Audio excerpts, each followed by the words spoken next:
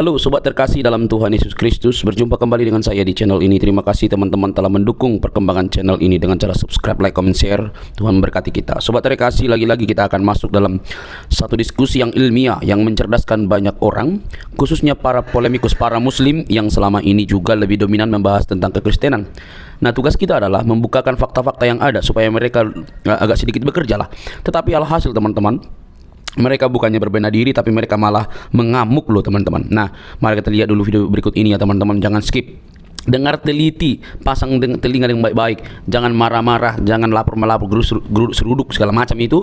Karena orang yang mau cerdas, dia pasti menahan diri dan juga mau belajar dengan fakta-fakta yang dibukakan oleh orang lain. Ini dia videonya teman-teman. Contohnya adalah Angelina Sondag. Katakan tidak pada korupsi, ternyata dia koruptor, maling uang rakyat. Nah, lalu kita kasih contoh seorang tapir, ya, tentunya tapir kepada Allah ya, yaitu Pak Ahok. Belum ada ceritanya Pak Ahok tersandung kasus koruptor, ya, dia tidak punya kasus korupsi seperti itu. Nah, menurut logika kalian, maka Angelina Sondag itu lebih baik, begitu ya? Betul. Makanya saya bilang, makanya orang Islam kamu masih Islam. Kenapa kok bisa begitu, Bang? Silakan. Tadi begini Bang Ide. Silakan. Yang namanya agama itu tidak bisa membedakan mana yang baik, mana yang buruk. Termasuk saya sama Bang Ides.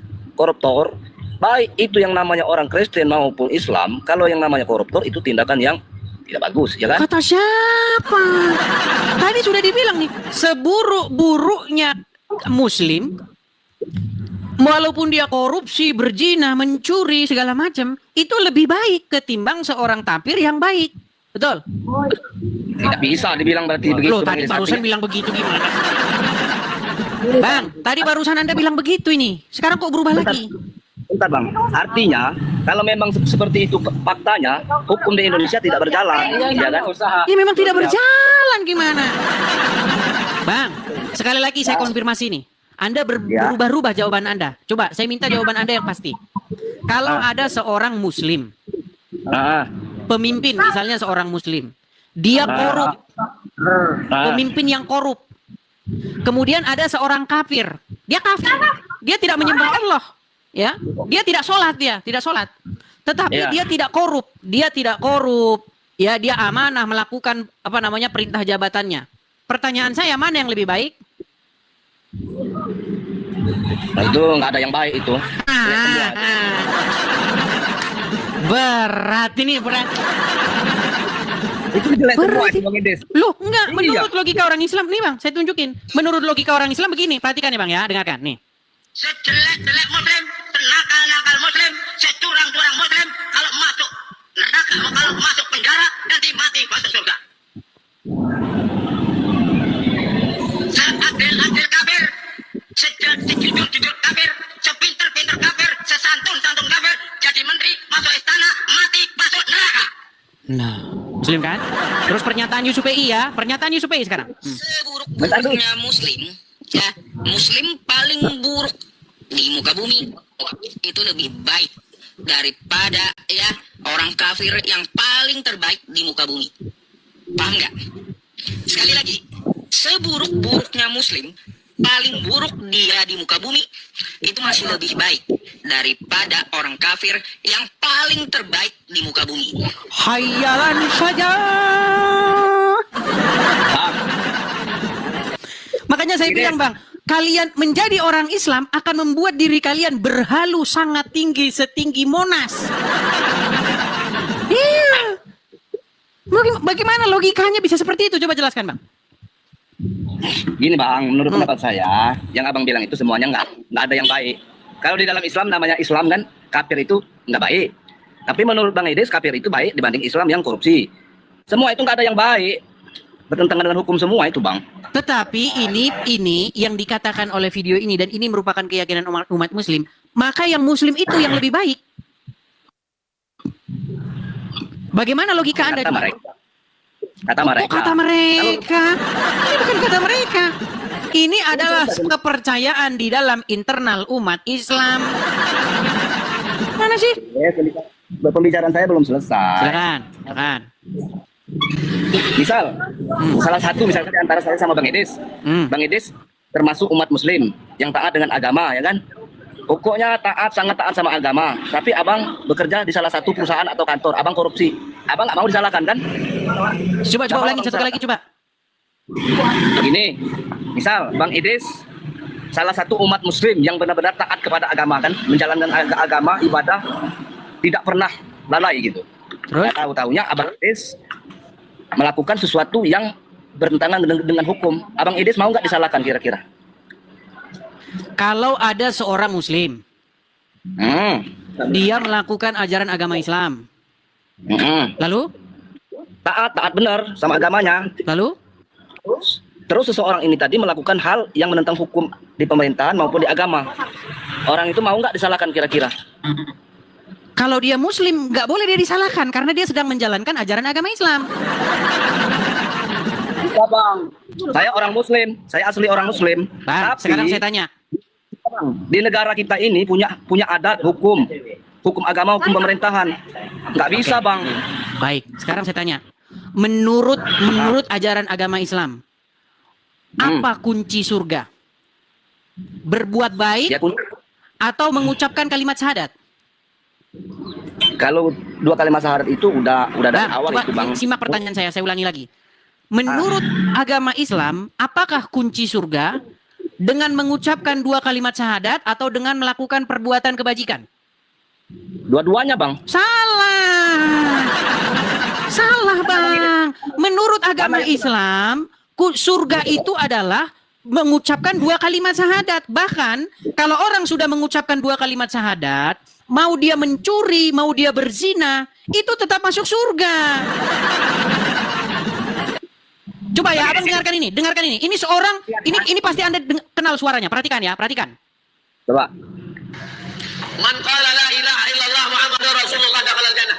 Siapa yang mengucapkan la ilaha illallah Muhammadur Rasulullah dakhalal jannah. Semua umat Muhammad sallallahu alaihi wasallam masuk surga. Nabi yang ada. Datang sahabat bertanya, wa in zana wa in saraq, bagaimana kalau dia berzina? Bagaimana kalau dia mencuri? Kata Nabi, wa in zana wa in saraq. Dia berzina, dia mencuri, tetap masuk surga. Berzina, pencuri, masuk surga. Berzina, mencuri, masuk surga. Yang penting apa? Yang penting mengucapkan 2 kalimat syahadat. Memang itu ajaran agama Islam, Bang. Gimana? Benar-benar itu bang. Tapi nanti di waktu apa namanya? Timbangan di saat bang. Dengar dulu bang. Di saat kita ada kawan ini nah yang ganggu di samping ini. Di saat kita diadili, dihakimi, itu nanti ada waktu surga dan ada waktu neraka. Kalau kita memang lama di dunia ini berbuat jam keji, nanti di neraka juga lama. Salah, Bang. Menurut ajaran agama Islam, nanti dosa-dosa yang diperbuat oleh orang muslim ditanggung oleh Wahyudi. Oh iya. Lu nggak percaya. Fitnah, dikatakan saya fitnah. Baik, saya akan tunjukkan, Bang. Kalau saya ngomong selalu berdalil. Atau Anda silakan bicara dulu sambil saya... Silakan. Coba buktikan dulu bang, saya lihat dulu. Baik, saya akan buktikan ya. Apakah jikalau seorang muslim itu berbuat dosa, maka dosanya itu akan ditanggung oleh orang-orang Wahyudi? Bentar, saya akan tunjukkan dalilnya ya bang ya. Perhatikan. Ya.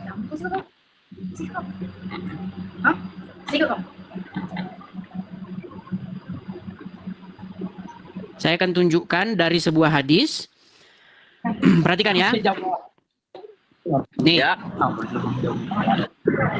Saya balikan dulu kamera saya. Lihat ya. Nih. Di dalam Sahih Muslim ya, nomor 4971. Di hari kiamat kelak, sekelompok dari kaum muslimin akan datang membawa dosa mereka sebesar gunung. Lalu Allah mengampuni dosa-dosanya. Kemudian dosa-dosanya dibebankan kepada orang-orang Yahudi dan Nasrani. Tepuk tangan. Loh, saya tunjukkan lagi dalilnya nih. Loh, nih, perhatikan. Orang Yahudi dosanya bang. Betul, makanya orang Yahudi dan orang Nasrani akan menjadi akan menanggung beban dosa yang dilakukan oleh Angelina Sondak. Makanya Angelina Sondak buru-buru segera masuk Islam. Baik, nih, saya perbesar ya. Nih, telah menceritakan kepada kami Muhammad bin Amru bin Abbad dan seterusnya, Jabala dan seterusnya ya. Kita baca saja matan hadisnya. Kita baca saja isi hadisnya ya. Sallallahu alaihi wasallam bersabda, di hari kiamat kelak, sekelompok kaum muslimin akan membawa dosa-dosa mereka sebesar gunung. Lalu Allah mengampuni dosa-dosanya, kemudian dibebankannya kepada orang-orang yang lagi. Ya. Bahkan orang-orang muslim itu menjadi, Bang, pernah dengar kalau dosa ditebus itu tidak masuk akal? Nggak masuk akal itu. Oke.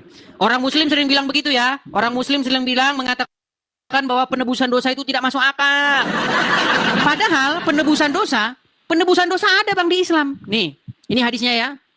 Perhatikan di dalam hadis riwayat Muslim.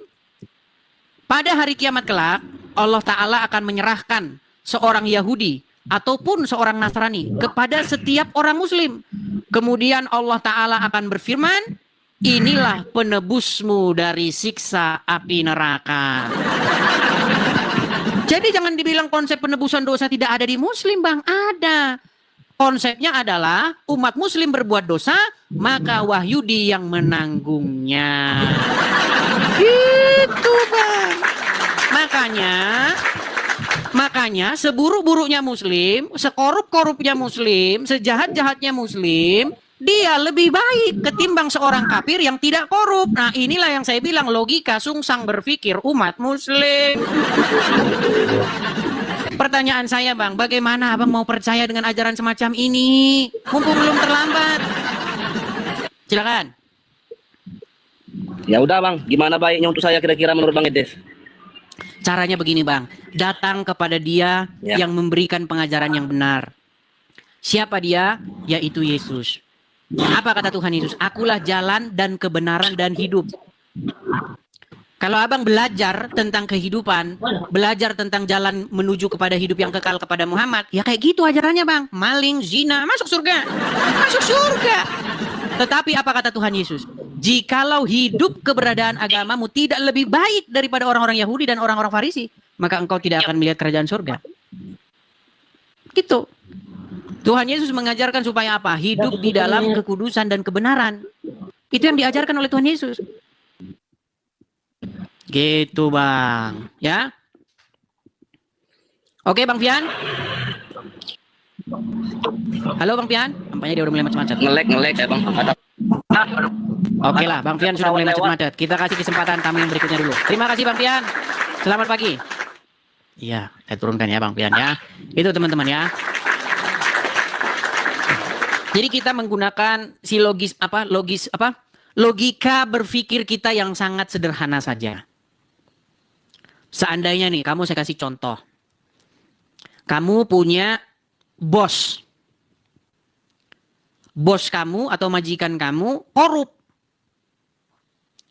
Terus di lain pihak, kamu punya bos. Bos kamu tidak korup. Tetapi bos kamu yang tidak korup ini, dia bukan Muslim. Dia seorang Kristen. Yang kata kalian penyembah Yesus. Yang kata kalian penyembah berhala. Lalu, bos kalian yang Muslim, yang penyembah Allah, dia koruptor. Nah, mana yang lebih baik? Nah, menurut ajaran agama Islam, yang lebih baik adalah yang korup itu. Itulah ajaran agama Islam. Iya, gimana? Ya, silakan. Yuk. Bagi yang muslim, silakan. Ajukan permintaan naik, yuk. Kita kasih naik ada saudara, sebentar. Kita kasih naik ada Suherman.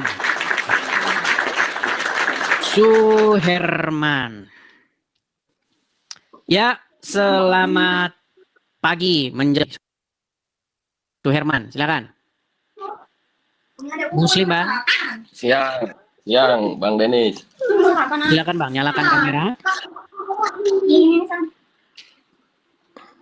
Abang Muslim, Bang Suherman? Iya, Muslim, Bang. Ya, silakan nyalakan kamera, ayo.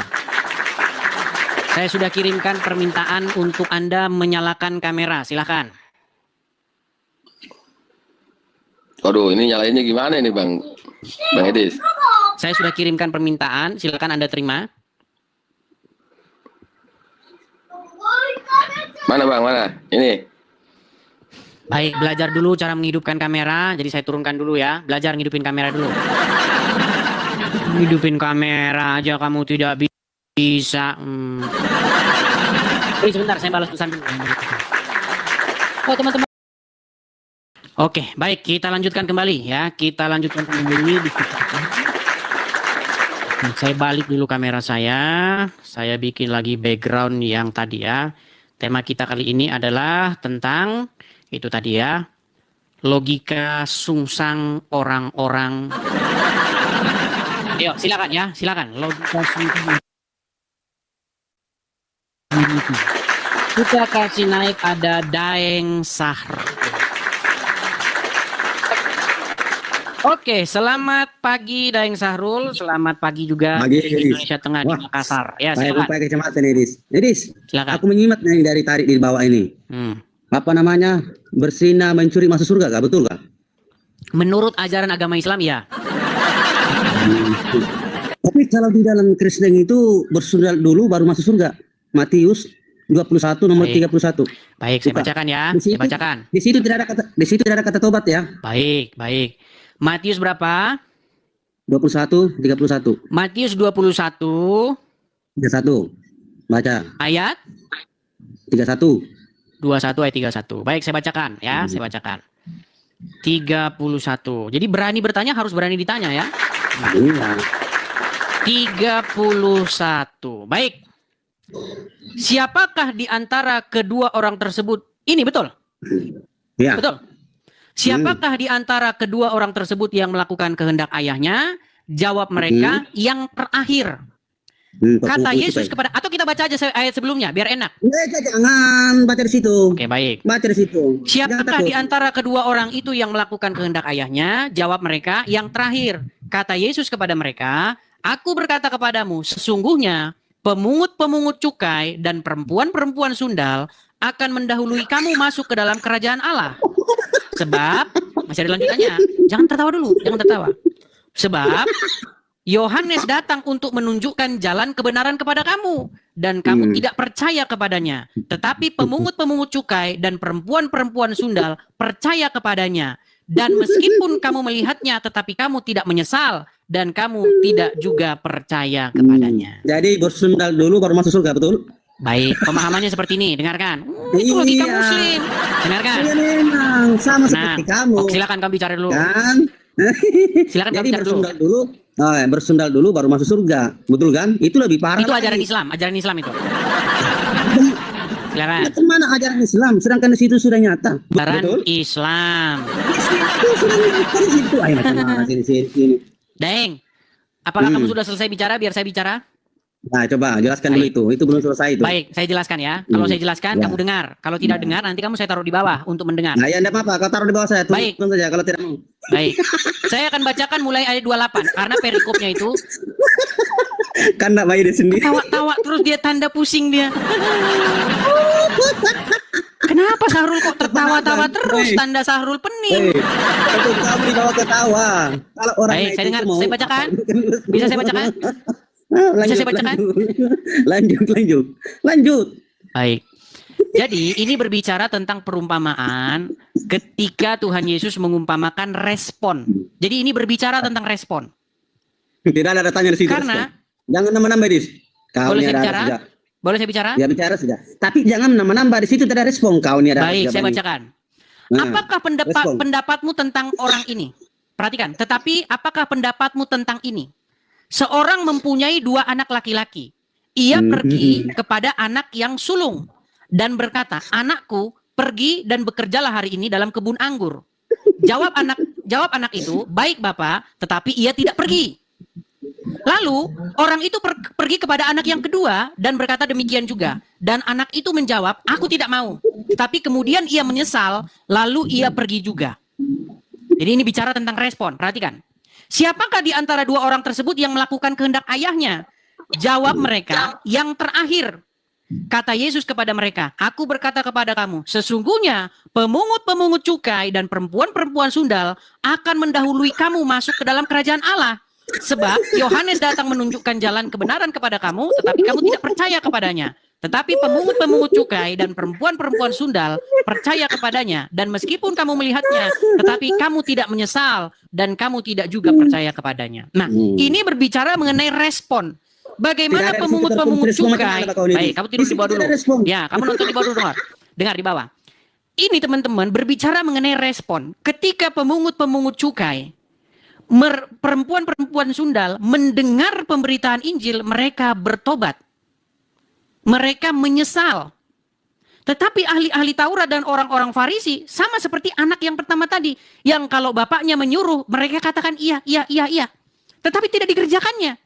Itulah perumpamaan bagaimana ahli-ahli Taurat dan orang-orang Farisi.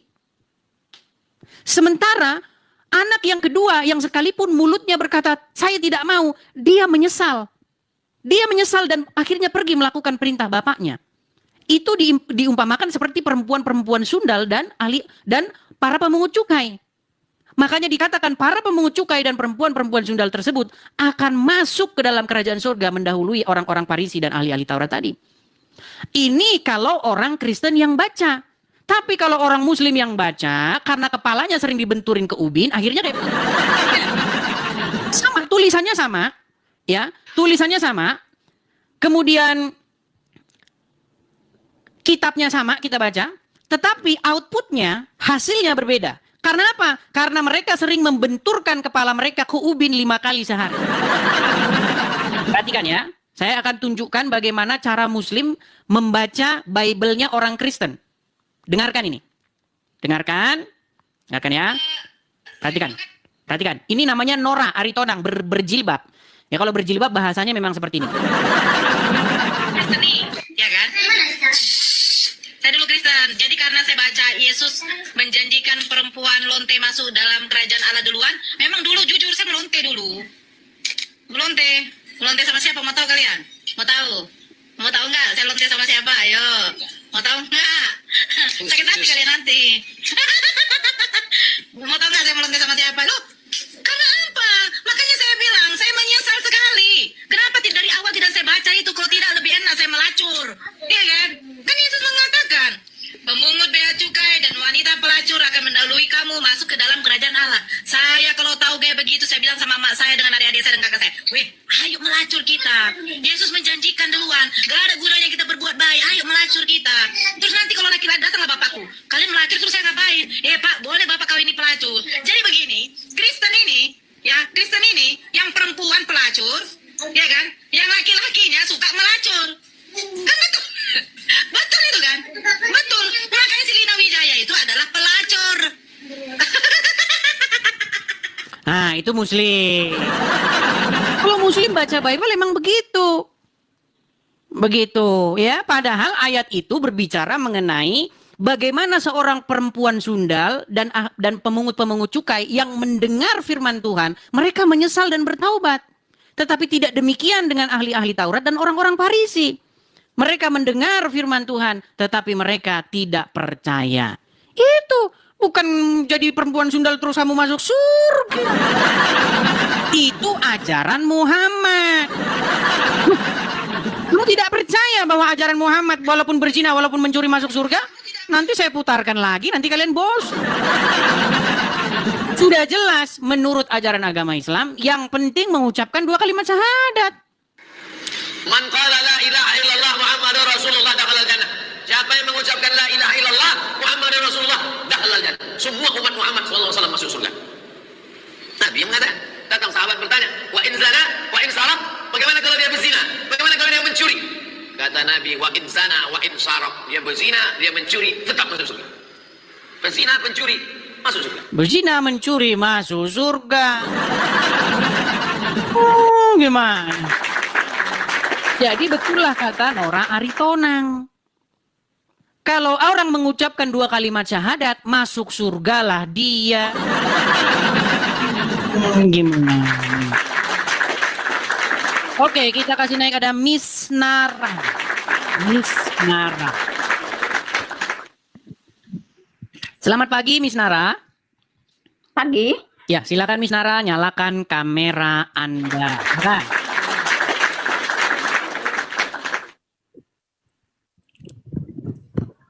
Ih, macam mana Muslim nih? ya? Tunggu, Muslim. Ya, silakan. Oke, apa yang mau Anda sampaikan Miss Nara? Bang, ini sorry ya Bang ya, aku udah maksudnya Abang ini kenapa lah ngotak-ngatik agama Islam gitu? Ngotak-ngati agama Islam karena ustadz-ustadz atau pemuka-pemuka agama Islam mengotak-ngati agama Kristen. Maka saya sebagai orang Kristen perlu melakukan yang namanya jawaban dan counter balik. Itu nggak semua betul Bang. Apa? Itu nggak semua betul. Yang mana yang saya katakan tidak betul? Sepertinya yang gini, aku yang soal Abang itu menjelek-jelekan Rasulullah kami itu, Nabi kami itu, ih aku gereng kali sama Abang aku. Yang mana? Miss Nara, begini, supaya saya bisa mengkoreksi siapa tahu saya salah, coba yang mana? Yang Rasulullah itu bisa kekuatannya bisa 40 atau 30 laki-laki dengan menggilir semua para istri, itu tidak betul Bang. Tidak betul, baik saya tunjukkan. Jadi orang-orang muslim itu sering mengatakan saya memfitnah ajaran agama Islam. Padahal di dalam ajaran saya itu tidak boleh. Apa kata Tuhan Yesus saya? Jangan engkau bersaksi dusta tentang sesamamu. Perhatikan, saya akan tunjukkan ya. Perhatikan. Apakah benar bahwa Muhammad mempunyai kekuatan seksual setara 30 pria? Saya bukakan ke anunya hadisnya, saya balikan dulu kamera saya. Baik. Oke ya. Nih. Di dalam Sahih Bukhari nomor 260 ya. Perhatikan. Mengenai kekuatan Rasulullah yang diberi kekuatan seksual setara 30 pria.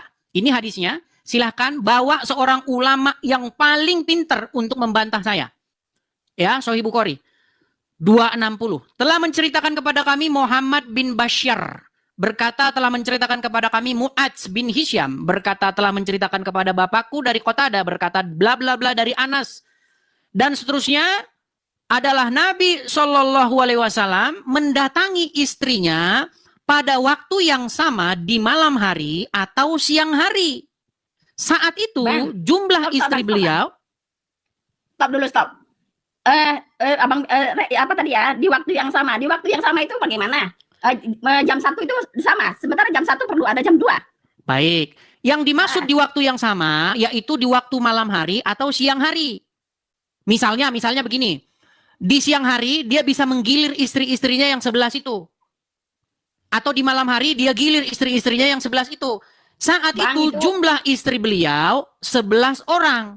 Aku berkata kepada Anas bin Malik, apakah beliau mampu? Sanggup Muhammad bisa dia ereksi sampai 11 kali? Sanggup dia menggilir istri-istrinya? Bang, ini semua, ini hanya macam-macam. Itu tidak ada tertulis di Al-Quran lah Bang. Tidak ada di ajaran, cuma hanya cerita-cerita aja. Sebentar, kita selesaikan dulu ya. Apakah beliau mampu? Jawabnya, beliau diberikan kekuatan setara 30 laki-laki. Berkata saat dari Qatadah bahwa Anas radhiyallahu anhu menerangkan kepada mereka bahwa jumlah istri-istri beliau saat itu 9 orang. Jadi seandainya istri Muhammad 30, dia akan kuat menggilir ke 30-nya itu. Tidak Bang, itu tidak betul Bang. Baik, saya balik dulu kamera saya. Sebentar. Nah, istrinya memang banyak tapi tidak semuanya digauli Bang. Tidak. Oke, sekarang saya tanya, hadisnya ada atau tidak Miss Nara? Tidak ada. Yang barusan tadi saya baca apa? Rasulullah mempunyai beberapa istri, tapi untuk detailnya dia menggilir istrinya itu tidak ada dijelaskan di situ. Itu barusan yang saya baca apa, Nara? Itu hanya perbuatan manusia-manusia aja. Loh, ini hadis loh, Sahih Bukhari. Itu nggak ada di Al-Quran, nggak ada itu Bang. Iya, tapi ada di Sahih Bukhari nggak? Itu hanya manusia yang cetak aja, tidak ada di sana. Oke, makanya kemarin pernah saya bilang begini. Jikalau seorang muslim dengan sungguh-sungguh membaca hadis, maka percayalah, tidak dalam waktu yang lama lagi, seorang muslim tersebut akan melemparkan hadis tersebut ke tong sampah. Nah, aku sendiri aja diajar di Islam itu tidak ada buku yang itu hanya. Oke, kalau misalnya kamu begini Nara, kalau misalnya kamu membaca hadis yang seperti ini, apakah kamu akan menyimpannya di rumah atau kamu lempar ke tong sampah? Aku lempar ke tong sampah, itu nggak betul. Betul kata saya kan. Jadi jangan kau bilang Edis TV fitnah. Saya sudah mengatakan, jikalau seorang muslim sungguh-sungguh mempelajari hadis, pegang omongan Edis TV, pegang. Tidak dalam waktu yang lama lagi orang tersebut akan telepon tukang loak. Buat apa bang telepon tukang loak? Buat nelpon, bro, tolong kemari angkut ini buku untuk bukus pecel. Gimana? Orang Islam tidak memiliki buku itu lah bang. Gimana? Hanya yang Muslim itu tidak memiliki buku itu. Karena itu bukan buku dari tuntunan dari Al-Quran misalnya, turunan dari Allah misalnya, itu nggak ada itu. Tapi itu kan hadis, ada dalam hadis. Hadis itu hanya dibuat buat manusia aja, hanya tahulah ya kan, dari dulu, Berarti dari zaman kamu- dulu, dari zaman sekarang itu orang julid itu banyak bang. Oke, berarti kamu mengatakan bahwa isi apa namanya? Isi daripada hadis itu adalah kebohongan. Itu tidak benar, itu tidak diajarkan di Islam, tidak diterangkan di agama Islam itu. Baik. Kalau Anda mengatakan tidak diajarkan oleh umat Islam, kira-kira bagaimana kalau misalnya saya akan tunjukkan pernyataan-pernyataan. Bentar ya. Saya akan bukakan. Tapi gini, kalau misalnya itu diungkap atau dikatakan oleh ustadz-ustadz terkenal gimana?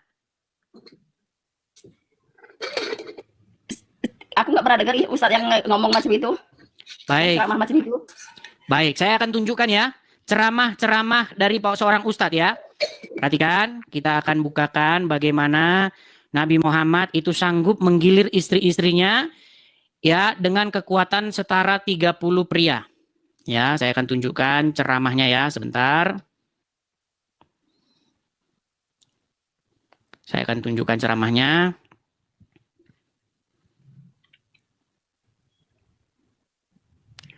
Sebentar ya. Memiliki kekuatan setara 30 pria. Saya pernah lihat ceramahnya kemarin ya. Bentar. Bentar. Mana nih? Bentar ya. Nih. Nabi Musa mau lihat buktinya di atas bukit Tur Sina. Tunjukkan kepada aku ya Allah. Mana mas? Sabar. Setelah kematian Abu Rafi, Nabi SAW mengutus ekspedisi pertama lagi. Bentar. Dan Nabi Samun Al-Ghazi disiksa. Dan Nabi Muhammad diberikan oleh Allah Ta'ala kekuatan seperti 40 laki-laki yang kuat. Diberikan kekuatan seperti kekuatan 40 laki-laki yang kuat. Dulu tuh ada satu orang, Rukana dan juga beberapa orang lain dari kaum Quraisy. Mereka ini kuat. Dan apabila tidak ada seorang pun yang sanggup menjatuhkan mereka, Nabi tawarkan Islam. Saya tawarkan Islam kepada engkau. Mereka cakap, ya Muhammad, kalau engkau bisa menjatuhkan saya Oke. Ini tentang Muhammad memiliki kekuatan setara 40 laki-laki. iya, Itu adalah 40 laki-laki termasuk diranjang. Lu termasuk diranjang. Itu untuk melawan perang bang, salah. Baik. Itu, makanya jangan dengar separuh-separuh. Baik. Memang luar biasa mereka ini. Apakah nih? Saya tunjukkan lagi hadisnya. Apakah itu tidak termasuk dengan kekuatan diranjang? Perhatikan. Ini bukan web anu ya. Nih. Kemampuan, saya tunjukkan dulu webnya lagi nih. Kelihatan ya? Kelihatan? Islamweb.net ya. Kekuatan jima adalah mukjizat Nabi. Perhatikan. Gimana? Perhatikan ya, nih. Pertanyaan, apakah Rasulullah Shallallahu Alaihi Wasallam diberikan kekuatan setara dengan 40 orang laki-laki lantaran beliau seorang mukmin ataukah ini dan seterusnya? Nih, saya bacakan. Perhatikan, sebuah hadits sahih diriwayatkan dari Anas bahwa ia berkata, Nabi biasa berkeliling menggauli para istri beliau dalam satu waktu pada malam hari dan siang hari. Sementara istri-istri beliau adalah 11 orang. Perawi hadis ini berkata, aku bertanya kepada Anas, mampu dia? Mampu melaksanakan itu, menggauli itu? Dia jawab, mampu. Kami diberitahu bahwa beliau diberi kekuatan 30 pria. Dalam riwayat Al-Asma'ili, beliau diberi kekuatan 40 orang. Iya gimana? Bang, itu untuk perang bang, bukan untuk menggauli istri. Ini loh jelas ini menggauli gimana sih? Untuk perang itu ya bang. Aduh Miss Nara. Saya akan bacakan satu surat kepada kamu Miss Nara. Ya, perhatikan, saya akan bacakan satu surat kepada kamu. Dan misnara itu adalah orang-orang yang ketika dibacakan kepadanya kebenaran, maka dia tetap menolaknya. Bang, Dan ada tiadalah ada misnara ada itu menyimpang, Bang. melainkan Salah itu. seorang yang nekat. Itu jelas. Kamu nekat. Karena apa? Sudah saya bacakan faktanya, sudah saya bacakan dalilnya, tetapi kamu tetap menolaknya. Inilah yang dimaksud mereka itu, sekalipun kamu beritakan kepadanya kebenaran, mereka akan menyumpal jarinya kepada telinganya dan akan membalikkan punggungnya kepadamu. Sudah diberitahu tentang kebenaran, masih saja menolak.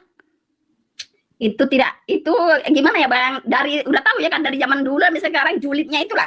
Kok Manusia yang julid? Ini yang kan nggak orang senang muslim sama ras sendiri yang bikin Bukhari sendiri. Gimana sih? itu Bang, ada yang banyak dipotong-potong Bang. Ya sudah, kalau begitu tunjukkan hadis utuhnya. Aku nggak bisa baca hadisnya, tapi itu banyak yang dipotong-potong. Yang penting banyak dipotong-potong. Nara, kalau kita pergi ke sebuah pengadilan, kita tidak boleh ngomong yang penting, pokoknya nggak boleh begitu. Kalau membawa ke pengadilan, seandainya kamu katakan bahwa hadisnya tidak berbunyi begitu, maka bawa hadisnya yang berbunyi yang seperti yang kamu maksud. Coba bawakan hadis yang seperti kamu maksud. Gini ya Bang ya, nggak ada di Al-Quran itu, tidak ada ditulis di situ. Jadi macam mana aku mau menjelaskan? Memang ini tidak ada dalam Kekuatan. Quran, ini tertulis dalam hadis. Hadis itu bukan Al-Quran Bang. Jadi yang kita ikuti sekarang Al-Quran, bukan yang di hadis itu. Berarti menurut kamu orang muslim yang percaya kepada hadis, mereka adalah orang-orang yang mohon maaf, bengak. Bukan, tidak. seperti Gimana? itu. Oke, berarti menurut kamu orang muslim harus percaya kepada hadis gak? Memang percaya pada hadis. Nah, kalau percaya kenapa kamu tidak percaya? Seperti itu Bang. Itu udah maksudnya itu kan tidak benar gitu. Iya, itu kan hadis Bukhari. Apakah hadis Bukhari itu adalah hadis palsu? Hadis itu semua tidak palsu, cuma banyak yang digunting-gunting Bang.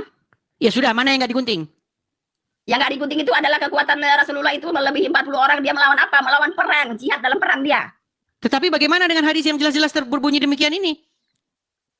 Itu tambah-tambah aja tuh, ada tambah, ada dipotong-potong. Orang kafir yang bikin? Bukan orang kafir yang bikin. Nah, gimana sih? Bang, maksudnya itu Apapun hanya kesalahannya orang yang Islam bikin aja, orang kafir. Sekarang Bang, sekarang itu kita tidak usah mengorek-ngorek agama yang lain. Tidak Miss usah Nara, risau-risau. dengarkan ya supaya kamu tidak salah paham, Miss Nara. Ketika, makasih Kak Ceki, terima kasih Kak Ceki. Waduh, auman singanya saudara-saudara. Membuat telinga saya budek. Miss Nara, dengarkan ya. Kalau kamu mengatakan kepada saya, tolong jangan membahas-bahas agama Islam.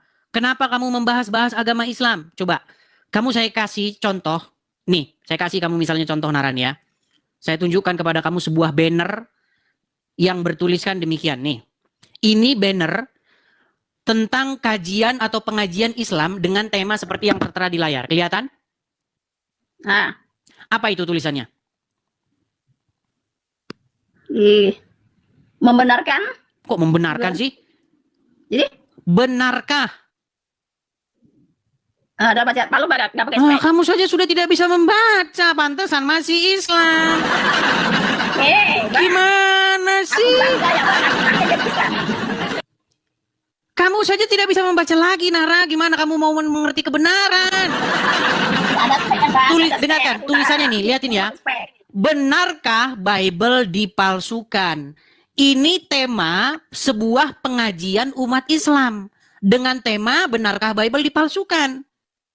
Ketika saya buat juga acara pengajian TikTok online dengan jamaah 9.400 ini yang melihat dengan tema yang sebaliknya, benarkah Quran dipalsukan? Ya kamu jangan marah. Karena apa? Karena saya merespon apa yang orang Islam lakukan. Tetapi ingat, saya dalam respon pantang bagi seorang Edis TV mengeluarkan fitnah kepada Muhammad. Saya tidak mau mengeluarkan fitnah kepada Muhammad. Karena apa yang saya pegang menurut firman Tuhan, jangan bersaksi dusta tentang sesamamu. Jadi bagaimana kamu katakan kepada saya jangan bahas agama Islam, orang yang Islam bahas agama Kristen? Bang, sekarang gini Bang, itu mungkin ya di ulama itu tidak ada yang membahaskan agama-agama. Sementara Rasulullah aja pun dulu tidak membenci. Dia tidak membenci agama. Tidak Dia hanya membenci. Baik. membenci kan, tapi dia supaya para umat ini memeluk agama Islam karena itu yang terbenar. Baik. Kalau kamu katakan Muhammad tidak mengajarkan kebencian, saya suruh kamu baca ini lagi. Waduh, pantesan Nara masih muslim. Perhatikan. Saya akan tunjukkan kepada kamu Aku apa bangga perintah jadi orang Muhammad. muslim, Perhatikan. Perhatikan. Rasulullah berteman dengan non-muslim, mengapa kita tidak? Perhatikan. Apa katanya? Perhatikan ya. Janganlah engkau bersahabat melainkan dengan orang-orang mukmin, dan janganlah memakan makananmu kecuali orang yang bertakwa. Ini sudah jelas. Jadi sebagai muslim bolehkah kamu berteman dengan non-muslim? Terdiam. Tidak boleh. Bahkan kamu memberi salam saja tidak boleh. Tidak boleh memberi salam kepada orang muslim. Nih ya. Kenapa tidak boleh? Sementara yang muslim aja, jika ada yang non muslim mengucapkan salam kepada kita, kita menjawab tapi tidak selengkapnya. Kalau misalnya assalamualaikum untuk yang non muslim ke yang muslim. Perhatikan. Yang muslim jawab waalaikum. Baik, perhatikan ya. Apakah seorang muslim boleh mengucapkan salam kepada non muslim? Misalnya nih, presiden seorang muslim. Lalu datanglah menteri, menterinya beragama non-muslim. Maka presiden tidak boleh memberikan salam kepada menteri itu. Dilarang oleh Muhammad. Apa katanya? Perhatikan. Dari Abu Hurairah radhiyallahu anhu, Rasulullah Shallallahu alaihi wasallam bersabda, "Janganlah kalian memulai salam kepada Yahudi dan Nasrani apabila kalian bertemu dengan mereka di salah." Gimana? Salamnya itu tidak mesti lengkap.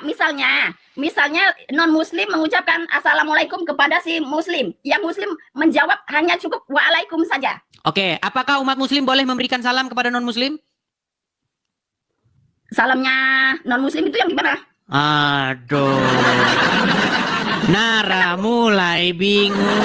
Ini loh Nara, apabila kalian bertemu dengan seorang Yahudi dan Nasrani, jangan mengucapkan salam, janganlah kalian memulai mengucapkan salam. Apabila kalian bertemu dengan salah satu mereka di jalan, maka desaklah ia ke jalan yang sempit. Jadi kalau kamu Nara muslim, ketemu dengan non-muslim di jalan, tetanggamu kah, temanmu kah, jangan kamu sapa dia. Jangan kamu berikan salam kepadanya. Bahkan kalau kamu ketemu tetanggamu yang non-muslim, maka kamu harus desak dia supaya mereka jatuh ke got. Apabila kalian bertemu dengan mereka di jalan, maka desaklah ia ke jalan yang sempit. Indahnya ajaran Islam. Salam kan banyak, tidak mesti assalamualaikum. Oke. Udah pernah dengar berita fatwa tentang larangan mengucapkan? Dah. Itu tanda-tandanya. Bahwa Islam itu memang tidak mengajarkan persahabatan, pertemanan kepada non-muslim. Saya kasih contoh. Misalnya kamu punya makanan, Nara. Kemudian tetanggamu seorang non-muslim. Kemudian dia kelaparan, dia tidak punya nasi di rumah. Tapi kamu punya makanan berlimpah. Menurut ajaran agama Islam, bolehkah itu kamu berikan kepada yang non-muslim tadi? Boleh? Tidak boleh. Tidak boleh. Saya tahu hati nuranimu mengatakan boleh. Hati nuranimu mengatakan boleh. Tetapi Muhammad tidak membolehkan.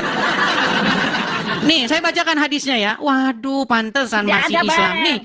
Enggak boleh, tidak boleh nih. Bang, di ajaran, Bang. Ini loh, lihat nih. Janganlah engkau bersahabat. Janganlah engkau bersahabat melainkan dengan orang-orang mukmin, dan janganlah memakan makananmu kecuali orang yang bertakwa. Jadi makanan orang muslim tidak boleh dimakan selain daripada orang yang bertakwa. Bang. Di ajaran saya, di ajaran aku, berilah orang makan siapapun dia, agama apapun dia. Mana dalilnya? Dalilnya mana? Pahala. Itu ajaran Tuhan Yesus. Mana dalilnya? Di Islam seperti itu. Dianjurkan kita bersedekah. Tidak Tidak, Nara. Itu namanya kamu telah membuat agama versimu sendiri. Islam itu bukan apa yang keluar dari mulutmu. Islam itu adalah yang keluar dari mulut Muhammad. Menurut Muhammad tidak seperti itu.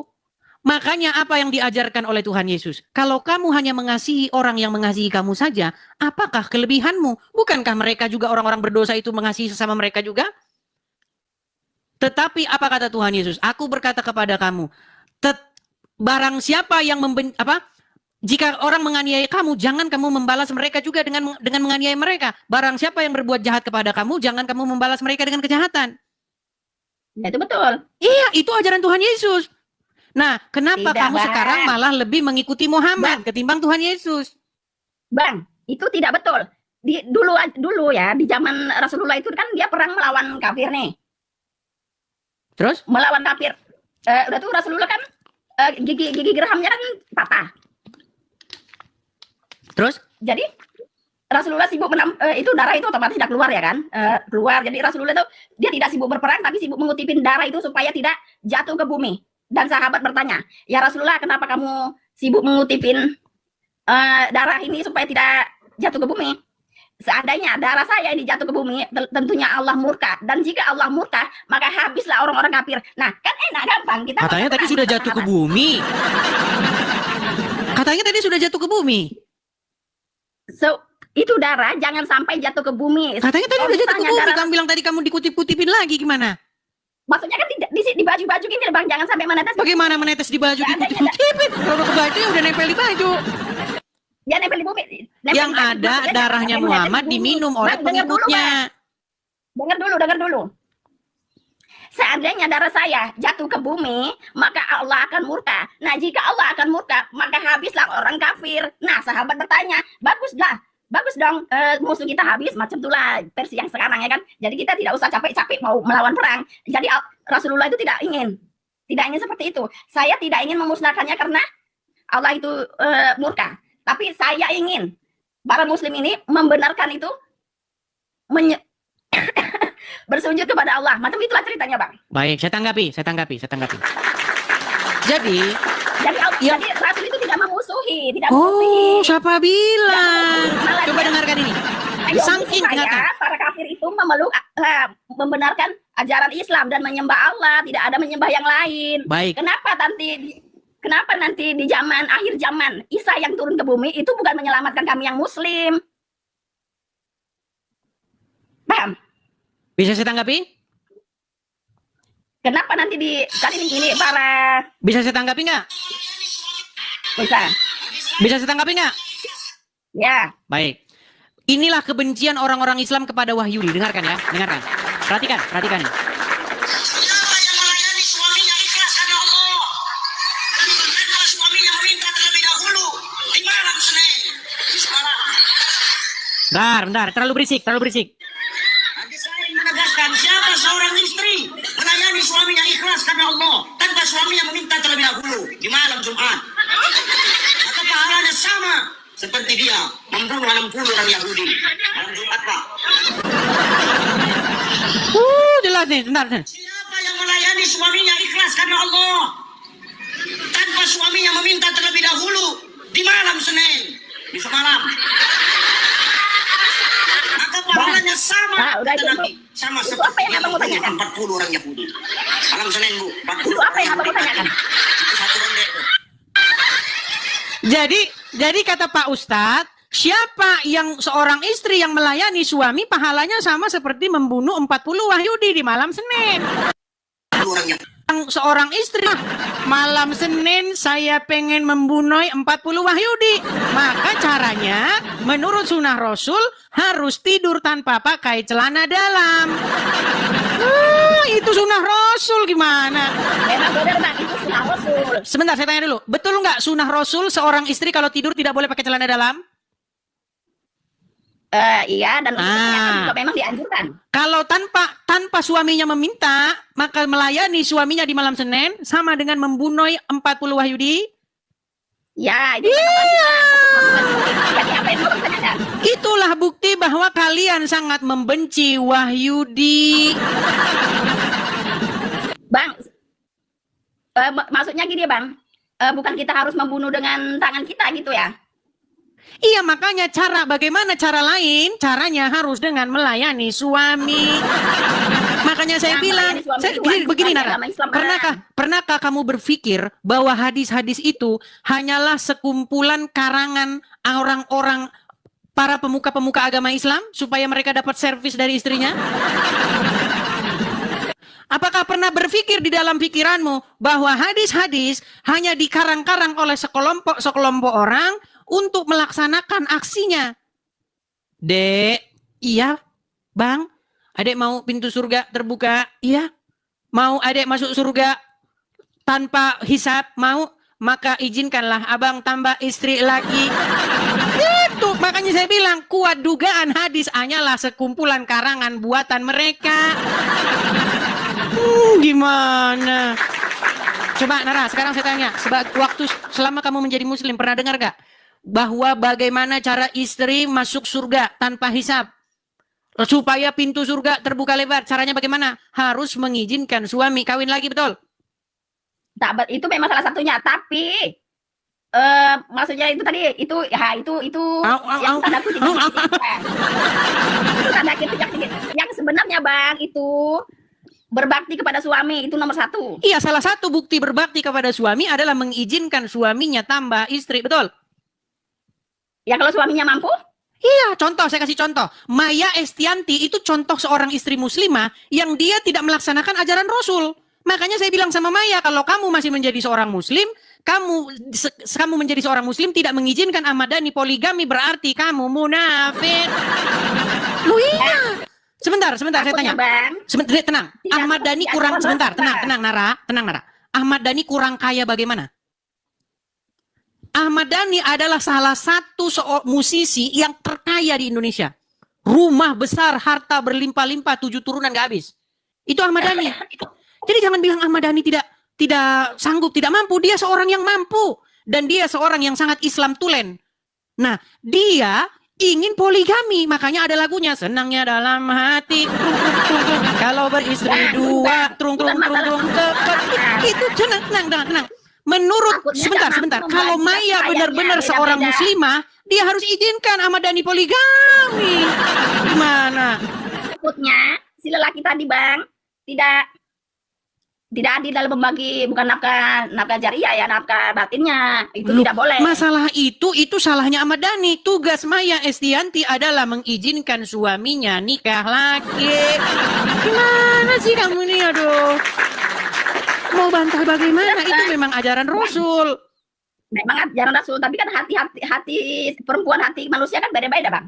Lain dengan saya. Kalau saya dulu menyarankan agar malah saya carikan istri untuk suami saya.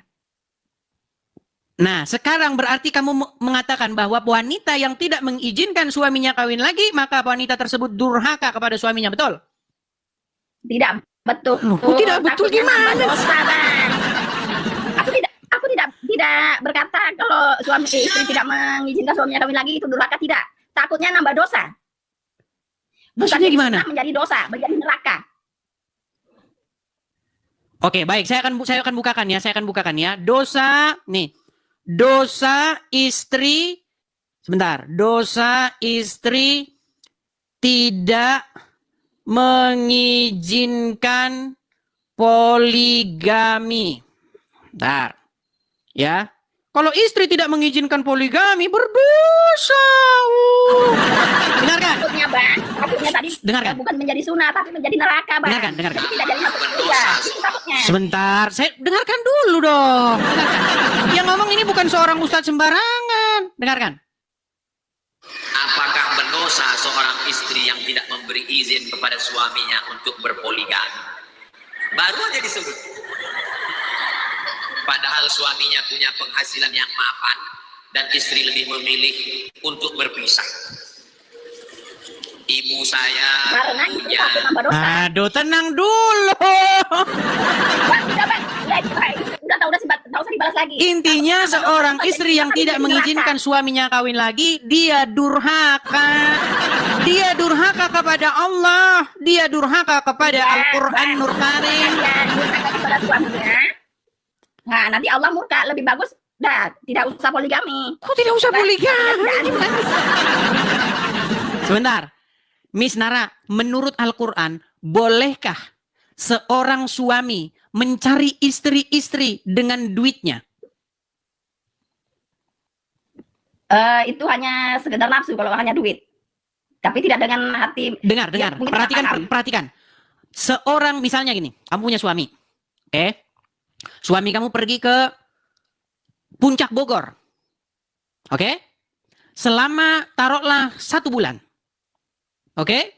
Lalu di Puncak Bogor dia jatuh hati kepada seorang wanita. Dan dia punya banyak uang, suamimu.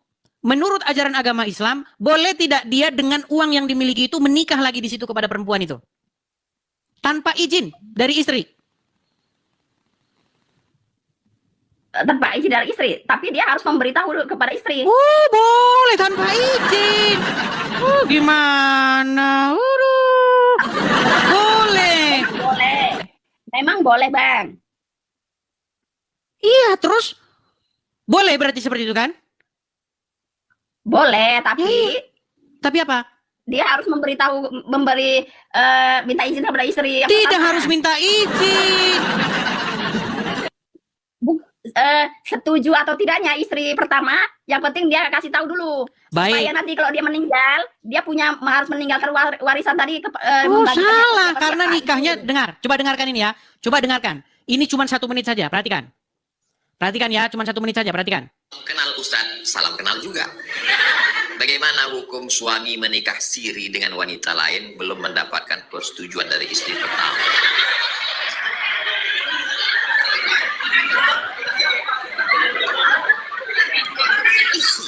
Dengar.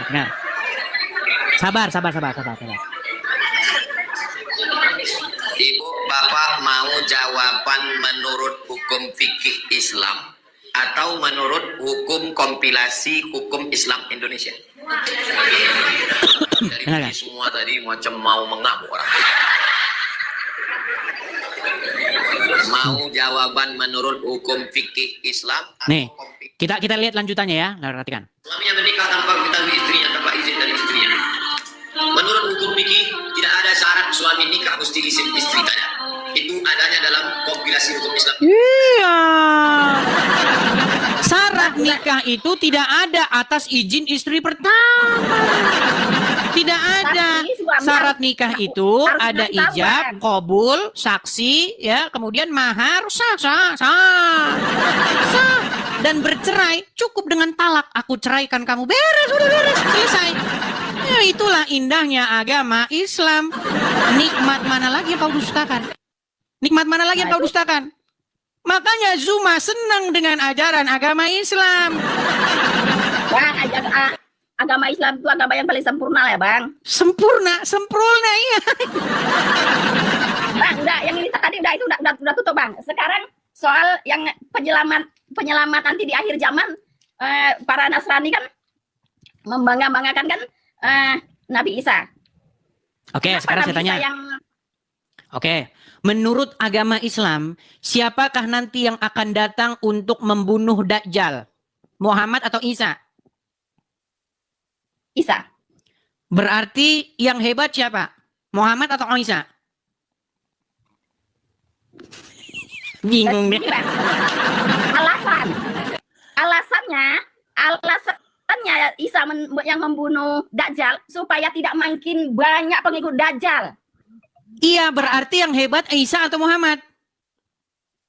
Bukan masalah hebat enggaknya. Iya, Bang, tenang. Yang hebat Muhammad atau Isa berarti? Yang hebat Nabi kami. Nah. Isa itu kan itu. Apakah Muhammad sanggup membunuh Dajjal? Banyak pengikut Dajjal, Bang. Supaya sebentar, apakah Muhammad sanggup membunuh Dajjal? Jadi, Rasul kami tadi hanya menunggu. Apakah Muhammad sanggup membunuh Dajjal? Bang, ini bukan masalah itu lagi, Bang. Kenapa Nabi Isa yang menyelamatkan supaya para bukan Isa turun bukan untuk yang Muslim ya. Ini untuk yang Nasrani, membenarkan supaya dia tuh tidak menyembah-nyembah, mengagung-agungkan Yesus. Sementara ya Isa diselamatkan oleh Allah, dinaikkan ke bumi dinaikkan ke langit supaya menjadi saksi nanti bahwa kebesaran Allah itu ada. Baik, saya akan tanggapi ya, saya akan tanggapi. Saya punya tema bagus nih ya. Nih, perhatikan ya, perhatikan. Ini tema yang bagus nih. Ini sudah saya ajukan tema ini, bahkan ini menjadi video pertama kali yang saya upload ya, perhatikan. Apakah kamu percaya bahwa Muhammad itu adalah nabi terakhir? Ya percayalah. Apakah kamu percaya bahwa setelah Muhammad tidak akan ada lagi nabi yang akan datang? Memang tidak ada. Oke. Apakah kamu percaya Isa akan datang? Isa akan datang menyelamatkan kalian, Bang, bukan Oke. menyelamatkan kami. Baik, baik. Kita tidak tanya Isa datang untuk apa. Berarti Anda percaya Isa akan datang, betul? Isa akan datang. Tahu? Oke, oke. Berarti setelah Muhammad masih ada nabi lagi, betul? Tidak ada. Nah, gimana sih? Saya ulang lagi. Setelah itu Muhammad nabi yang meninggal, tenang, Nabi Isa tenang, itu nabi tenang, yang Nara, tenang, pertama. tenang, tenang, Nara. Setelah Muhammad meninggal, apakah masih akan datang nabi lagi? Nabi Muhammad nabi terakhir. Pertanyaan Di akhir saya, coba zaman simak itu. pertanyaan saya. Simak pertanyaan saya. Nah. Muhammad kan nabi terakhir, betul? Setelah Muhammad meninggal, apakah akan datang nabi lagi? Tidak ada. Tidak ada. Setelah Muhammad meninggal, apakah Isa akan datang? Isa datang di akhir zaman. Oke, berarti ada nabi nggak setelah Muhammad? Nabi Isa kan udah nabi duluan sebelum Muhammad. Berat ini sudah. Apakah setelah Muhammad meninggal akan datang nabi? Akan datang nabi di akhir zaman, Nabi Isa untuk Oke, menyelamatkan, berarti setelah Muhammad Muslim, meninggal masih ada bukan datang lagi nabi? Islam, bukan menyelamatkan yang Muslim. Kami Sebentar. tidak perlu Berarti kami setelah nabi Isa sendiri. datang ada nabi lagi, betul?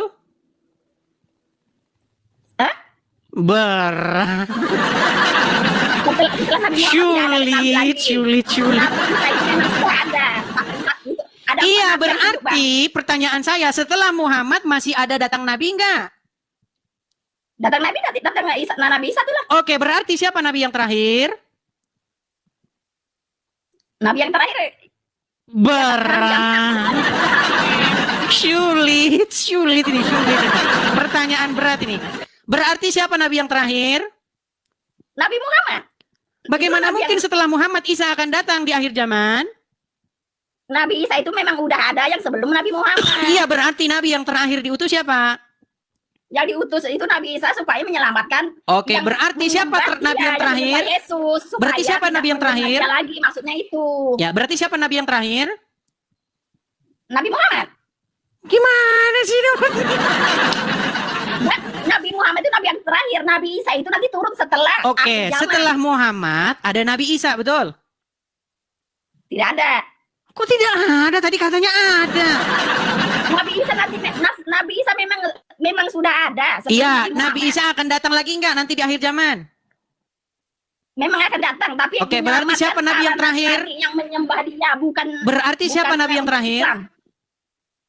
Nabi Muhammad. Kok Muhammad lagi? Sulit ini sulit. Oke, gini aja dah. Saya kasih kamu perumpamaan. Bentar, saya kasih perumpamaan. Ada satu negara. Oke, namanya negara Konoha. Oke. Presiden pertama di negara Konoha adalah Soekarno. Kemudian setelah itu jadi presidenlah Jokowi. Kemudian setelah itu jadi presidenlah Prabowo.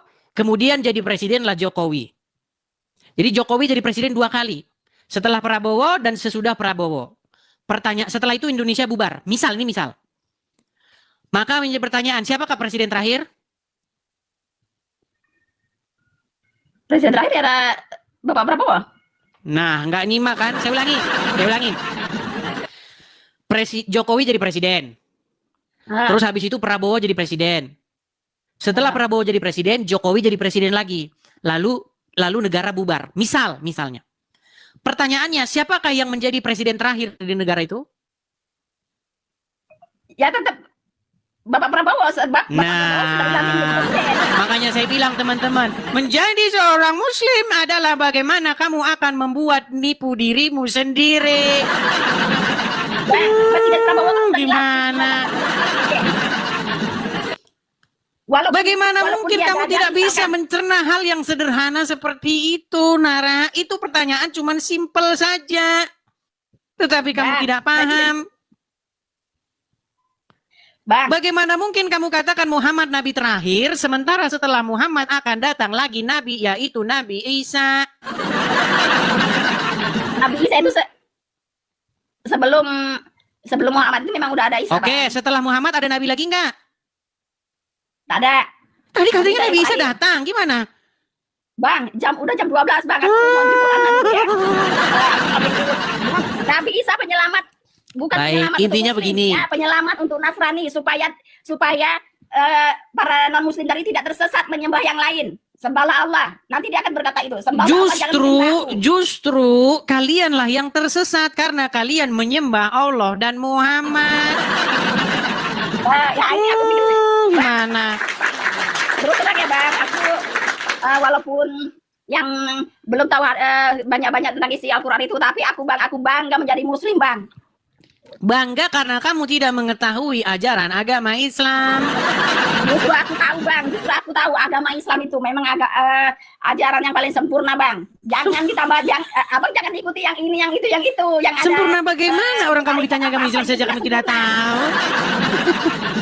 Oke lah ya Bang ya. Nanti kita Baiklah, ketemu baiklah, lagi. jangan memaksakan. Intinya kita sudah sampaikan kepada dia kebenaran. Kalaupun dia menolak kebenaran, itu urusan dia. Oke, begitu. Miss Nara, sampai ketemu lagi. Selamat siang.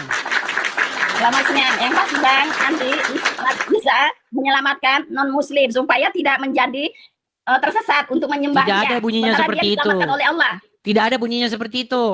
Jangan juga nambah-nambahin. Oke, baik, saya turunkan. Sampai ketemu lagi. Oke, kita pergi Bang. Ya. Ingat ya, Bang. Itulah teman-teman ya. Kita sudah beritakan kepada dia yang sesungguhnya. Masalah dia mau menolak atau menerima, itu urusan dia, urusan belakangan, teman-teman. Tapi percayalah teman-teman. Sekarang boleh seseorang itu menolak, tetapi besok dia akan memikirkan perkataan kita itu. Ya. Karena apa? Karena kebenaran itu akan terus membayang-bayangi dia sampai mereka takluk kepada kebenaran itu. Karena saya punya pengalaman seperti itu, teman-teman. Pengalaman saya apa? Ketika saya beritakan dia kebenaran, di hari diberitakan itu dia menolak. Tetapi beberapa tahun kemudian dia telepon saya dan dia bilang, kamu masih ingat dengan saya nggak katanya? Siapa ya? Ini, sampai saya lupa namanya. Dulu kita sering berdebat begini-begini, sekarang saya mengakui bahwa apa yang kamu katakan itu benar. Lama loh, bertahun-tahun. Ya. Jadi yang jelas sudah kita beritakan, nanti biar waktu yang berjalan ya, yang akan menggugah pikirannya. Biarkan roh Tuhan yang bekerja ya, yang membuat dia insyaf dan sadar seperti itu. Oke. Kita lanjutkan kembali. Oke teman-teman, sebelum kita lanjutkan kembali, sekali lagi ya teman-teman ya. Teman-teman, saya Edis TV itu ada program. Programnya itu apa? Program saya itu adalah teman-teman, saya ingin mendirikan sebuah markas atau satu basement atau tempat pusat apologet kita, teman-teman. Jadi, teman-teman, selama ini teman-teman, kalau kalian dengar Edis TV, ya, Edis TV di mana-mana kalian dengar ya. Kita itu belum punya tempat. Teman-teman. Nah, kenapa perlu tempat, teman-teman? Karena kalau untuk menyewa dalam waktu yang panjang, dalam waktu yang lama, itu tentu habis gitu loh. Ya kan? Kalau menyewa 5 tahun begitu tidak masalah. Tapi kalau untuk belasan bahkan puluhan tahun kita menyewa, ya Anda lah coba saya tanya, Anda mau nggak nyewa terus sampai 20 tahun kan? Makanya teman-teman kita mau mengadakan pengadaan atau pembangunan rumah apologet.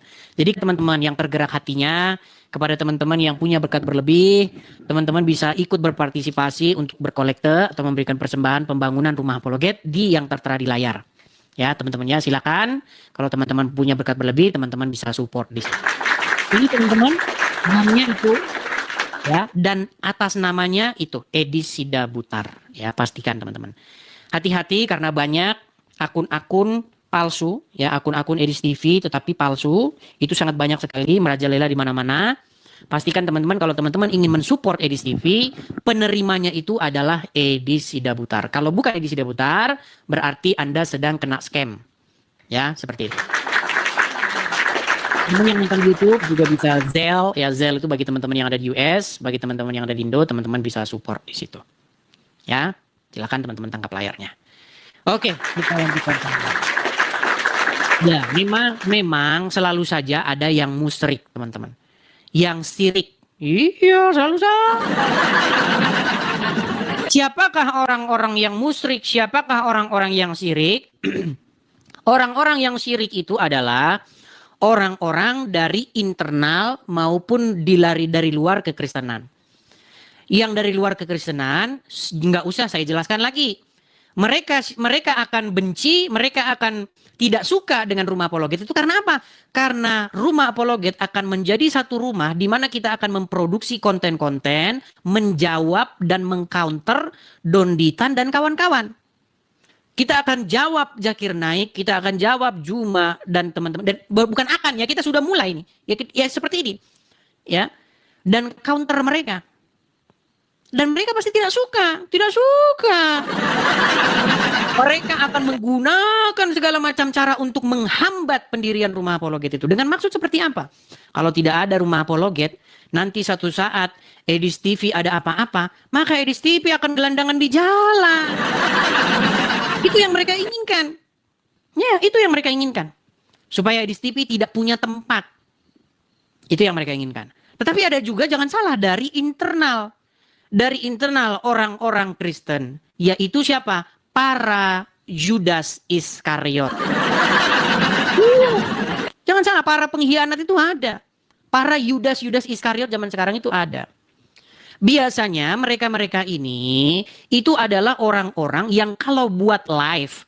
Dia live begitu ya. Dia buka channel, buka YouTube atau buka TikTok. Tidak ada yang nonton.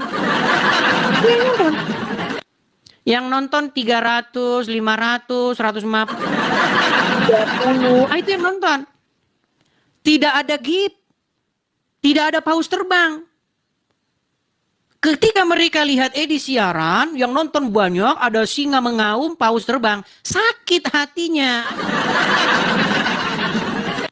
Loh, kenapa kalian itu tidak suka dengan orang yang melakukan hal yang sama seperti yang kalian lakukan? Bukankah saya juga berangkat dari hal-hal yang kecil? Yang ketika live yang nonton 7 orang, apa kamu pikir waktu saya live yang nonton langsung 8.000 orang begini? Tidak. Saya waktu live juga yang nonton 7 orang, saya alami. Tetapi saya terus menerus, konsisten terus menerus. Dan saya senang kalau ada orang Kristen kalau siaran yang nonton banyak, saya support, saya kasih gift bahkan. Tetapi masih ada orang-orang seperti itu teman-teman. Para Judas Iskariot. Luar biasa ya. Selalu saja ada yang seperti itu. Oke. Kita akan kasih naik yang selanjutnya. Ada saudara Umar. Ya, Umar.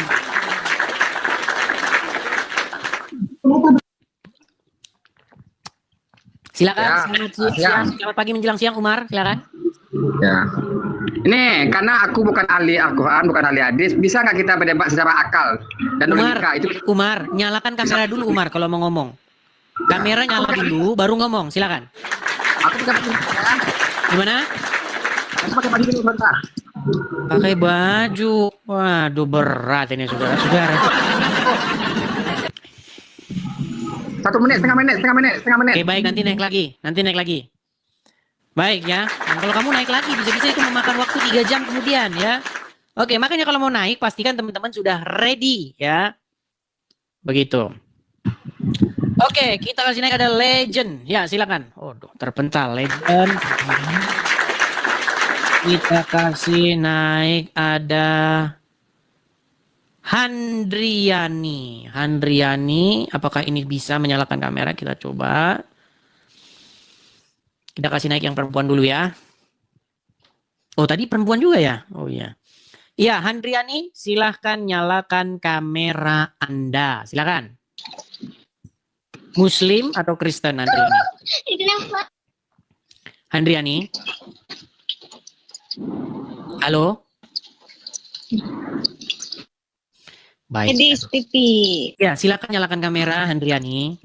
Tolong jangan membuang-buang durasi. Kalau Anda naik, langsung nyalakan kamera. Anda mau menyampaikan apa? Begitu. Baik, saya turunkan ya. Ya, terutama memang emak-emak memang agak susah teman-teman ya. Karena banyak teman-teman, ini bukannya apa-apa ya. Saya tidak tahu ya. Kadang-kadang saya berpikir apakah benar yang dikatakan oleh Muhammad gitu loh, bahwa akal wanita ini memang separuh. Saya tidak percaya itu teman-teman. Tapi gimana setiap kita naik, kalau yang naik biasanya emak-emak, suka susah gitu loh. Bapak-bapak juga kadang-kadang ada juga. Cukuplah kalau emak-emak itu sen ke kanan, belok kiri, cukup. Karena saya sering melihat begitu, kalau emak-emak naik motor, disen ke kiri, beloknya ke kanan. Seperti itu, susah ini. Coba kalau naik, teman-teman, nyalakan kamera langsung ngomong. Jangan diem begitu. Buang-buang durasi ya. Kita kasih naik ada Neng Fahma. Coba kita kasih Neng Fahma. Ya, Neng Fahma, silahkan nyalakan kamera.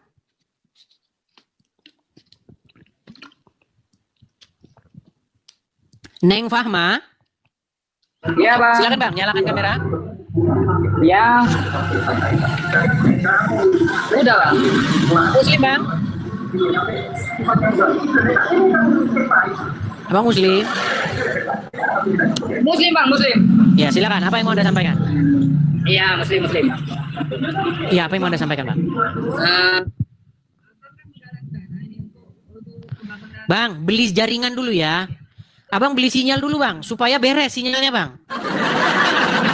Aduh, sinyal saja tidak beres. Gimana ini teman-teman? Kalau mau naik, pastikan sinyal teman-teman tuh beres. Supaya kita ngobrolnya itu nggak susah. Oke Umar, silakan nyalakan kamera. Halo Umar. Ya, halo. Ya silakan Umar, nyalakan kamera. Oke. Ya. Kita Sebentar, diskusi Umar, saya tanya dulu Umar. Anda Muslim? Muslim. Ya silakan. Apa yang mau Anda utarakan? Oke, kita pakai akal logika ya. Jadi kita nggak polemik panjang. Ada di Bible Anda, umat Israel itu kata Yesus umat pilihan, umat terkasih, betul nggak? Tidak ada yang seperti itu. Jadi? Mana coba kutipkan ayatnya? Jadi Israel itu bukan umat pilihan gitu? Ya umat pilihan, tetapi bahasanya bukan seperti itu. Umat pilihan yang dimaksud seperti apa? Dia memilih orang Israel di antara segala bangsa supaya dengan perantaraan mereka Mesias datang dan menyelamatkan seluruh umat manusia. Itu dikonfirmasi oleh Quran Anda bahwa Bani Israel itu dilebihkan dari segala bangsa. Jadi maksud Anda tuh Israel itu bukan umat dikasihani gitu, bukan umat disayangi atau dikasihi Yesus gitu. Betul. Tetapi bahasanya bukan seperti yang Anda katakan. Sebentar ya. Oke, siap. Nih, sebentar. Bahasanya begini, saya tunjukkan dulu ya. Bentar ya.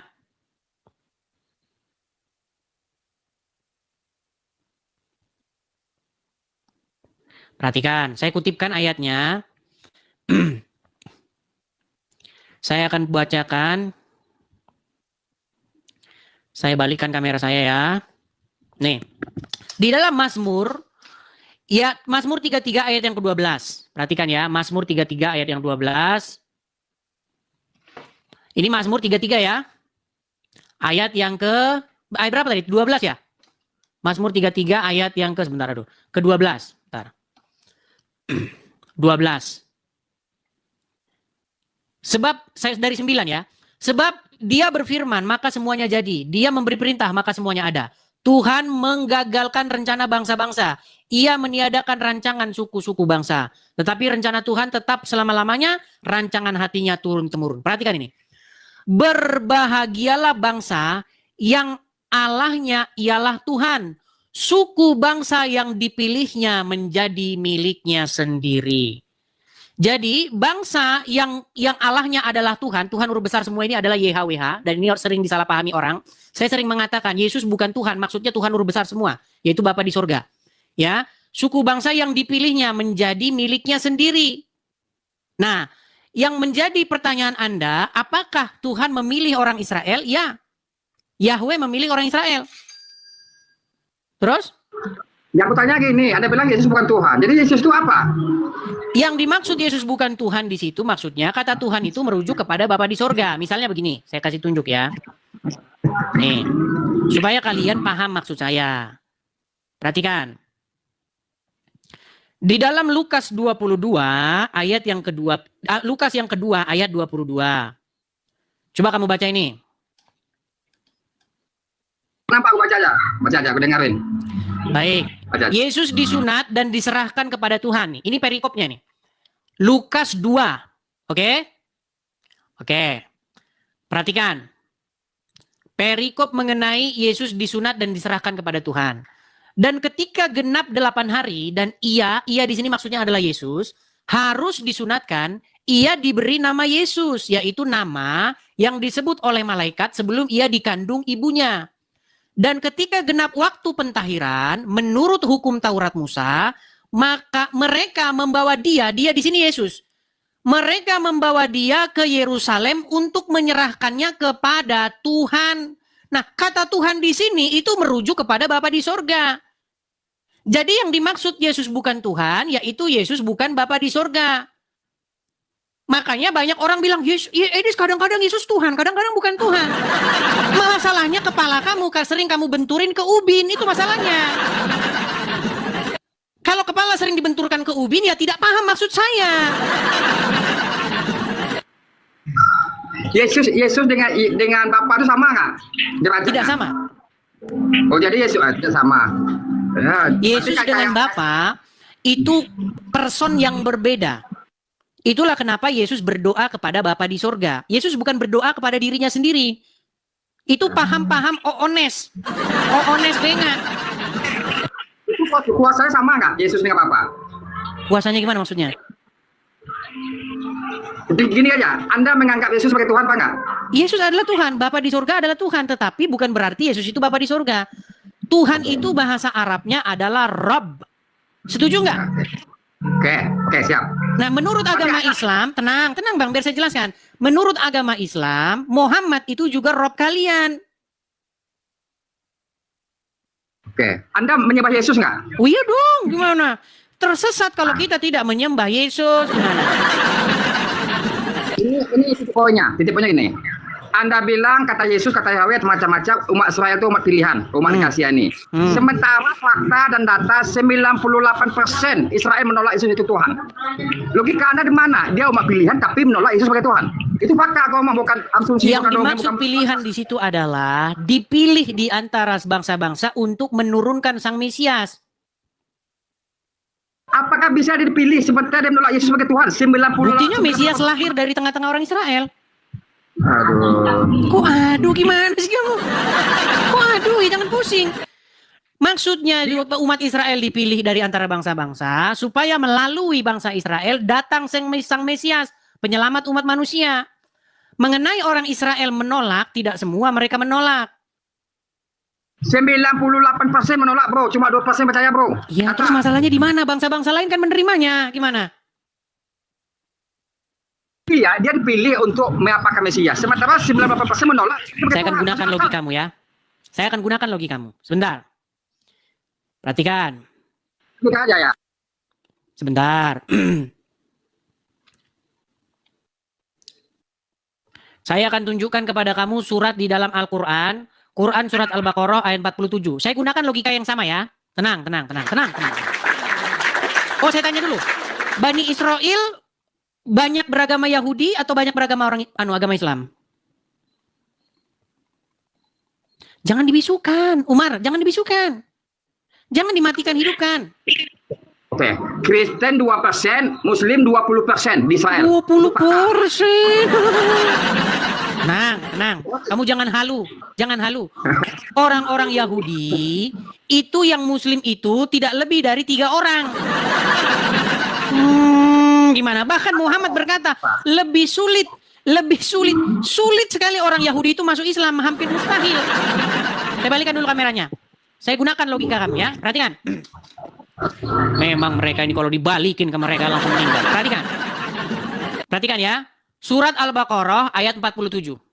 Hai Bani Israel, ingatlah akan nikmatku yang telah aku anugerahkan kepadamu.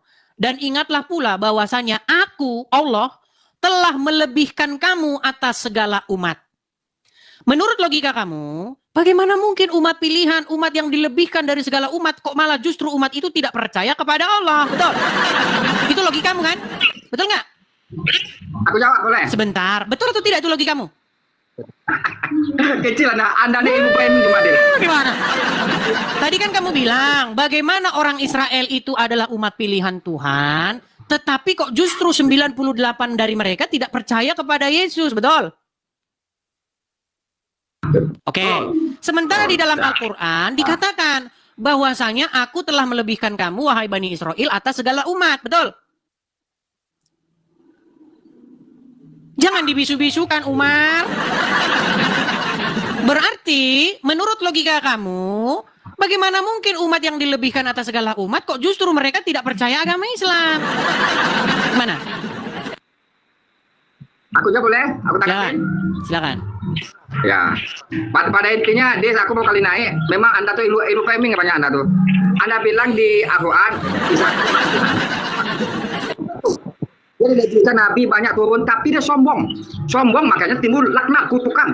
Anda membaca Al-Quran setengah-setengah. Anda pilih-pilih. Tuhan. Masa umat pilihan Tuhan malah dikutuk sama Tuhan?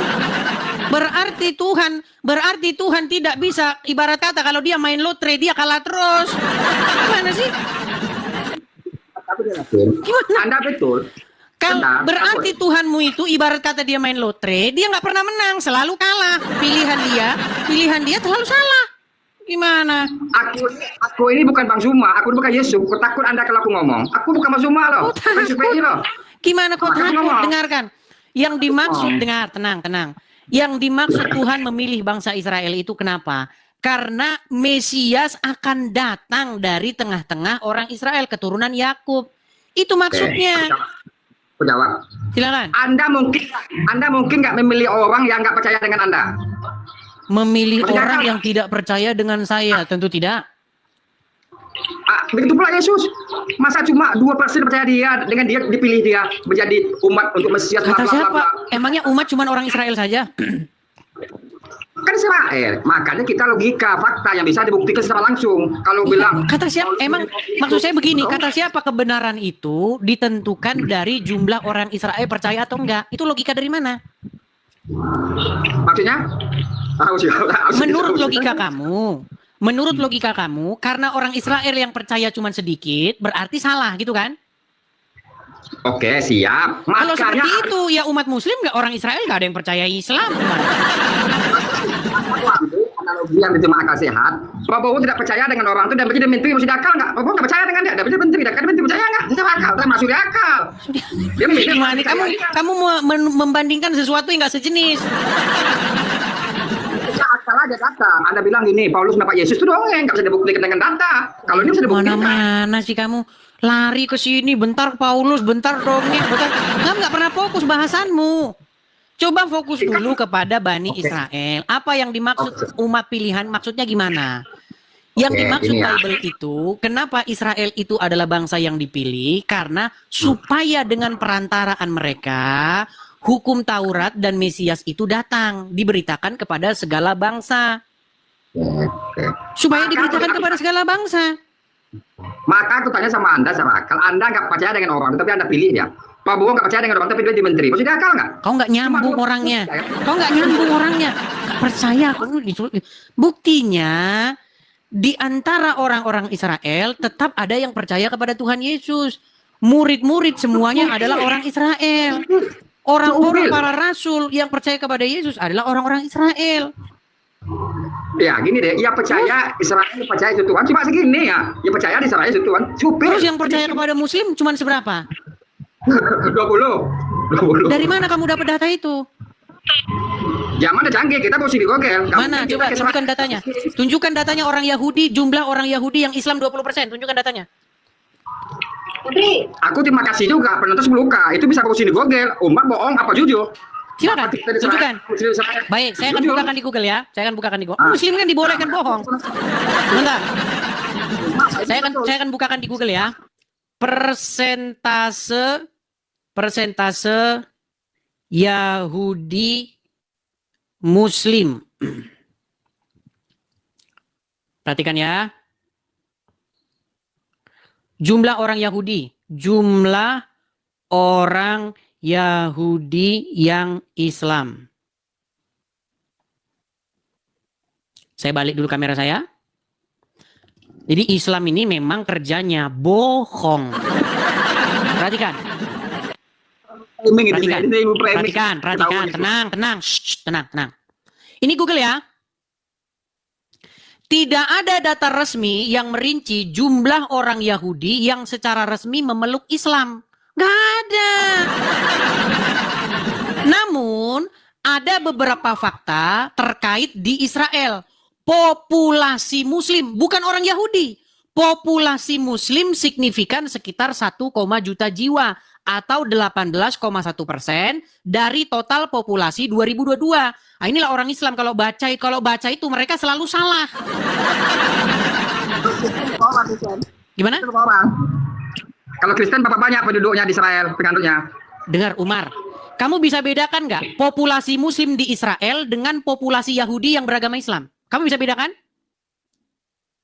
Anda belum baca Kristen, Anda baca memang Muslim. susah. Makanya saya bilang teman-teman, orang-orang Islam ini adalah orang-orang yang terbelakang. IQ-nya jongkok. Perhatikan. Kamu bisa bedakan nggak jumlah orang Kristen di Sumatera Barat dengan jumlah orang Minang yang Islam? Bisa nggak kamu bedakan itu?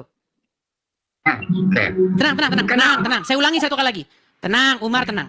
Dari logatmu berbicara, nampak-nampaknya kamu orang Minang, betul? Baik. Coba ya. Dengar, tenang. Provinsi Sumatera Barat memiliki data statistik tentang jumlah agama yang dianut. Perhatikan. Jumlah orang Kristen di Sumatera Barat, taruhlah misalnya 10%. Jumlah orang Minang yang Kristen 1%. Kamu bisa bedakan itu enggak? Jumlah orang Kristen di Sumatera Barat dengan jumlah orang Minang yang Kristen. Ya. Nah, tadi sebentar, tenang. Israel itu kan negara. Tenang. Israel itu kan negara. Nah, negara itu ada komposisi penduduknya. Ada orang Arab, ada orang Indonesia di dalam, ada orang Yahudi. Yang kita bahas itu adalah mengenai populasi orang Yahudi yang Islam. Kamu bilang 20% dari sini kamu kebanyakan benturin kepala ke ubin. Silakan. Anda berani membacakan populasi Islam di Israel. Kenapa Anda tidak berani membacakan populasi Kristen di Israel? Ada apa kegerangan? Kenapa Anda tidak berani ngomong? Baik. Yang kita bahas mengenai, tenang. Yang kita bahas mengenai bangsa Israel, orang-orang Yahudi. Kabur dia. Kalian akan menilai sendiri.